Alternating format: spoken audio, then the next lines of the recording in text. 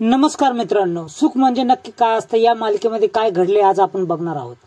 घराजवळची तुळस काळवडलेली असते, त्यामुळे घरातील सर्व लोक काळजीत असतात। त्याच्यामध्ये नित्या आणि अधिराज देखील सामील असतात। नित्या काळजीने तुळशी मातेला पूजन करते आणि म्हणते, देवी आई, आमच्याकडून काही चुकले असेल तर माफ कर, या घरावरची कृपा मात्र ढळू देऊ नको। त्यावर अधिराज, मॅडम असं काही होणार नाही, काळजी करू नका असं म्हणतो। तो तिथून निघून जातो। सावरी बाहेर येते। सावरी म्हणते की किती वेळ झाला तुमचा मोबाईल हा वाजत आहे। त्यानंतर नित्या बघते, त्यावर शालिनीचे खूप सारे मिस कॉल आलेले असतात। नित्या शालिनीला कॉल करते आणि शालिनी तिला रेस्ट हाऊसवर बोलावून घेते। तुम्हाला माझ्या मनातलं कसं कळलं की मी तुम्हाला भेटायला येणार आहे असे देखील शालिनीला ती म्हणते। बरं झालं तुम्हीच मला फोन करून बोलावून घेतलं। इतक्यात राजमाने चहा आणला। नित्याला डोळ्याने इशारा करत सर्व काही ठीक आहे असं ती म्हणाली। त्यावर शालिनी लगेच राजमाला म्हणते की इथं का तू थांबले आहेस। शालिनी राजमाला म्हणते की निघ मग इथून, आणि जोपर्यंत मी बाहेर ये म्हणत नाही तोपर्यंत बाहेर यायचं नाही। राजमा लगेच निघून जाते आणि नित्या चहाचा कप उचलते। तुम्ही तुमचे प्रयत्न बंद करा, किती वेळा तुम्हाला सांगितलं आहे की तुम्हाला यश मिळणार नाही। त्यावर शालिनी बोलते की तुझ्या सगळ्या प्रश्नांचे उत्तर मी देईल, तुझी तयारी आहे का। त्यानंतर नित्या म्हणते की मला तुमच्या कुठल्याच गोष्टीची भीती वाटत नाही। शालिनी म्हणते की चहाचा कप संपला आहेस ना, तू आता फक्त 5 मिनिट थांब आणि 1 2 3 4 5 असं बोलते। शालिनी म्हणते की गौरी, आता तुला मला मारण्याची अजिबात गरज नाही। तू कितीही जन्म घे, तुझा मृत्यू हा माझ्याच हातून लिहिलेला असेल। तुझ्या या जन्मातील आजचा शेवटचा दिवस, उठ आणि माझ्या पायाजवळ येऊन बस। सांगितल्याप्रमाणे नित्य खरंच उठते आणि शालिनीच्या पायाजवळ येऊन बसते। शालिनी कन्फर्म होते की संमोहन झालं आहे, हिप्नोटाइज झाला आहे। शालिनी तिच्या डोक्यावर हात फिरवते आणि चहामध्ये औषध कसे मिक्स केले हे आठवत असते। जेव्हा राजमा चहा करते तेव्हा शालिनी तिला आवाज देते। राजमा बाहेर येते, त्याच वेळेस सोमा चहामध्ये औषध टाकतो आणि तो चहा ही नित्या पिते। शालिनी नित्याला म्हणते की उठ, गावाच्या बाहेर जा, गावाच्या बाहेर जी विहीर आहे त्या विहिरीमध्ये किती पाणी आहे ते बघायचं। पाणी बघितल्यानंतर त्याच्यात उडी मारायची आणि आता जशी बसले आहेस ना तशीच त्या तळाशी जाऊन बसायचं। त्यानंतर तुझ्या नाकातोंडात पाणी जाईल तोपर्यंत तू बसायचं, जोपर्यंत श्वास बंद होत नाही तोपर्यंत तिथून हलायचं नाही। आणि चक्क नित्या उठते आणि विहिरीच्या दिशेने निघू लागते। त्यानंतर विमल हात जोडून देवीला विनंती करते की देवी, तुझ्या मनात तरी काय आहे। दारात तुळस काळवंडली, याचं कारण काय आहे। काहीतरी अशुभ होणार आहे हे बरोबर ना। इकडं शालिनी नित्याचा पाठलाग करते। धूर येतो आणि धुरामधून चंद्रसेन स्वामी बाहेर येतात। चंद्रसेन स्वामी म्हणतात की तू आज नित्याला वाचवलं पाहिजे। अधिराज म्हणतो की मला तुमची कोडी सोडवण्याची काहीच गरज नाही, तुम्ही माझा वेळ घेऊ नका। तेव्हा चंद्रसेन स्वामी म्हणतात, बाळा, कोड सोडवण्यासाठी मला तुझी गरज नाही, खरं तर गरज तुला आहे। अधिराज म्हणतो की वाट सोडा, म्हणजे मला जाऊ द्यात। स्वामी म्हणतात की मी सरकेन, पण नित्याला कसं वाचवशील। अधिराजला आश्चर्य वाटतं की यांच्या तोंडातून नित्याचं नाव कसं आले, तुम्ही नित्याला कसे ओळखतात। त्यावेळेस स्वामी म्हणतात की आमची खूप जुनी ओळख आहे। खरं सांगायचं तर अधिराज आणि नित्या या दोघांचा जन्म एकाच नक्षत्रात असतो आणि नित्याच स्वतःच्या जीवाचा घात करायला निघली आहे। स्वामी तिथून पुन्हा एकदा धूर येतो आणि त्या धुरातून गायब होतात। अधिराजला खूप घाम फुटलेला असतो। तो मनात विचार करू लागतो की हा कसला दृष्टांत होता। इकडे नित्या विहिरीच्या दिशेने चाललेली असते। शालिनी तिचा पाठलाग करत असते।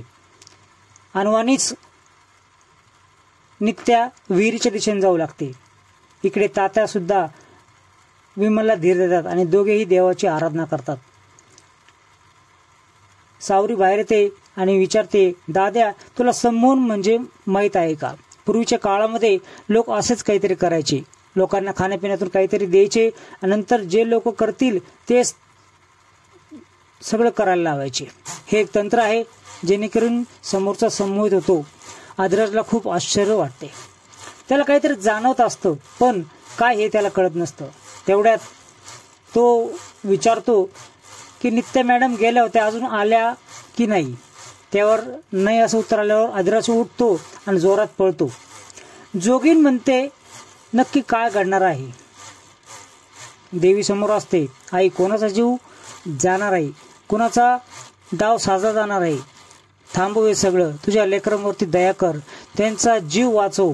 जोगीन सुद्धा अंबाबाईचा उदो उदो करून देवीचा जागर करत असते. विमल आणि तात्या सुद्धा देवीची आराधना करत असतात.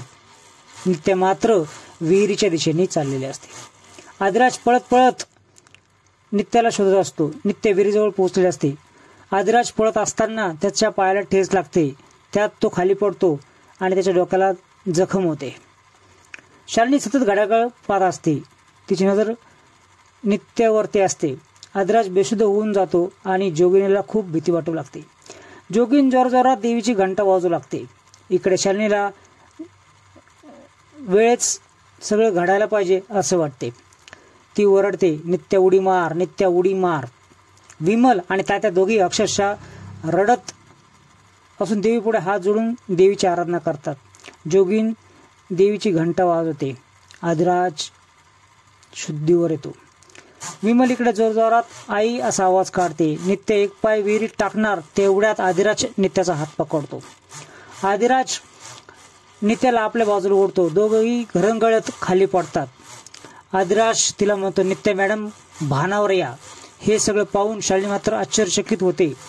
नित्या आदिराजच्या डोक्याला लागले रक्त बघते, त्याला हात लावते आणि आदिराजला लगेच त्रास होतो. इकडे शालिनी 2:17 काळ निघून गेला म्हणून खूप चिडते, रागराग करते. नित्या खोलीमध्ये पांघरून घेऊन बसलेले असते. आदिराज काढा घेऊन येतो. मी माझ्या हाताने बनवला आहे असं म्हणतो. नित्य ती काढा पिऊ लागते आणि म्हणते खूप कडू आहे. त्यावेळेस आदिराज म्हणतो, तो काढा आहे तो कडूच असणार, ते सरबत नाहीये. थांबा, मीच माझ्या हाताने पाजतो असं म्हणून तो तिला काढा देतो. काळजी काय करतो माझी असे ती म्हणते. नित्य मॅडम हे सगळं करत आहे हे कळल्यानंतर तुला खूप त्रास होईल. कालच तुमच्या जीवावरती आलेल्या सगळ्या संकटानंतर आज लगेच दुसरं संकट कसं आला याच्यावर तो विचार करू लागतो. याचा शोध घेतलाच पाहिजे असा विचार करतो. मला वाचवलंस, मी तुझे मिठीत होते इतकंच मला आठवते अशी नित्या बोलते. त्या पुढचं मला काहीच आठवत नाही. तुमच्यावरती कुणी चेटूक केल्यासारखं वाटत होतं. काही कळेना, काही समजेना. आता मित्रांनो, याच्या पुढील भागात काय पाहायला मिळणार आहे हे आपण बघणार आहोत. अजिबात काळजी घ्यायची गरज नसताना नित्या उठते. आदिराजच्या डोक्यावर हात फिरवते आणि म्हणते की काल जे काही झालं हे सगळं तुमच्या मालकीन बाईनी केलं आहे. हे तुम्हाला समजलं काय रिॲक्ट करणार. इतकं मला झालंय तर तू लगेच इतकी काळजी करतोस. इकडे शालिनी मॅडम जर सगळं करत आहे हे कळलं तू काय करशील. इकडे शालिनी प्लॅन फसला म्हणून खूप चिडलेले असते. सोमाला म्हणते नित्याचं जगणं तिच्या मारण्यापेक्षाही भयानक होणार आहे. तेव्हा आता तर मी जगेल नाही तर ती जगेल. त्यानंतर शालिनी आदिराजच्या घरी येते आणि समोर जे काही बघते ते पाहून तिला खूप धक्काच बसतो. तर मित्रांनो, असेच नवनवीन अपडेट पाहण्यासाठी आमचे चॅनल सबस्क्राईब करा.